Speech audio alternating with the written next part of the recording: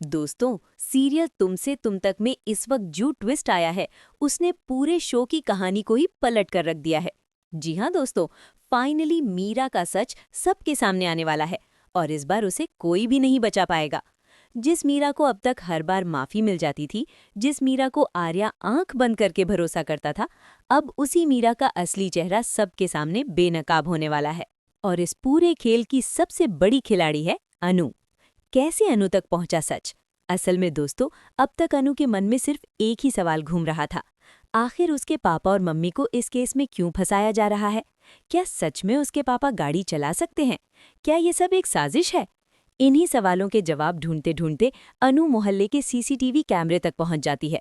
वो खुद अपने हाथों से हर फुटेज को चेक करती है, घंटों तक वीडियो देखती है, बार बार रिवाइंड करती है और तभी उसे वो क्लिप मिल जाती है जो सब कुछ बदल कर रख देती है।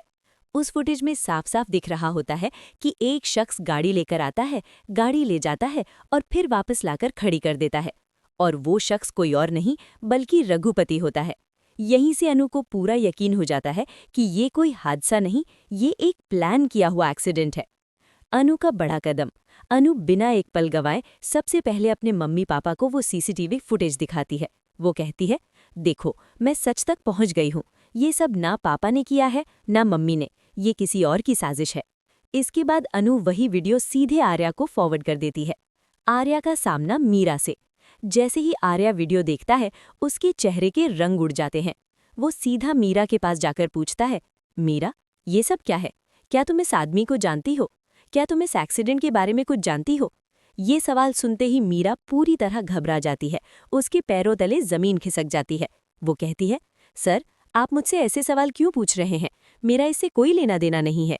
लेकिन आर्या इस बार शांत नहीं रहता। वो साफ शब्दों में कह देता है, मुझे लगता है इस सब में तुम भी शामिल हो। और यहीं मीरा पूरी तरह शॉक में चली जाती है। उसे समझ ही नहीं आता कि अब वो बचे तो बचे कैसे। पुलिस, मीडिया और अगला बड़ा प्लान। दोस्तों, अब कहानी और भी इंटरेस्टिंग हो जाती है। दोपहर 2 बजे पुलिस, मीडिया और सारे लोग पुलिस स्टेशन के बाहर इकट्ठा हो जाते हैं।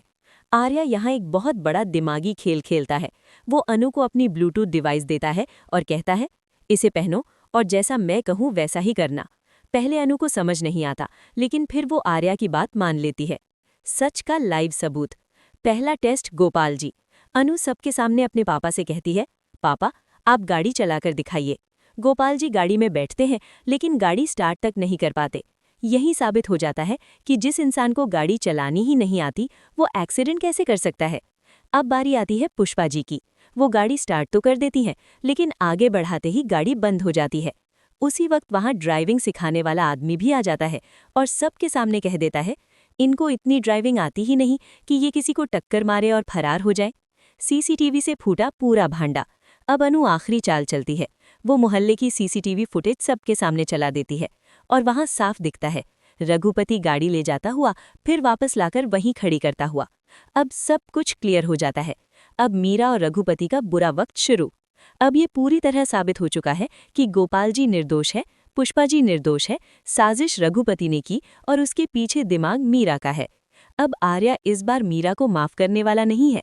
मीरा खुद डर के साए में जी रही है। उसे समझ नहीं आ रहा कि अब वो इस जाल से बाहर कैसे निकले। आगे क्या होगा? क्या आर्या मीरा को सीधे अरेस्ट करवाएगा? क्या मीरा आखिरी बार कोई बड़ा खेल खेलेगी? क्या रघुपति सच उगल देगा या फिर पैसे लेकर चुप रहेगा? ये सब आने वाले एपिसोड्स में देखने को मिलेगा।